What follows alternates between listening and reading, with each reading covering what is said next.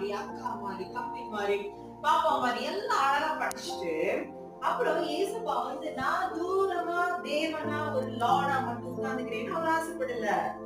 நம்ம அம்மா அப்பா நம்மளே பெற்றெடுத்துட்டு அவங்க நீங்க ஹாஸ்டல்ல இருங்கன்னு சொல்லி நம்ம தூரமா விடல, நம்ம கூட பக்கத்துலயே இருக்காங்கல்ல. அதே போல ஏசப்பா நம்ம கூட தான் இருக்கணும்னு ஆசைப்படுறாரு, நம்ம கூட தான் வாழணும்னு ஆசைப்படுறாரு. ஹல்லேலூயா.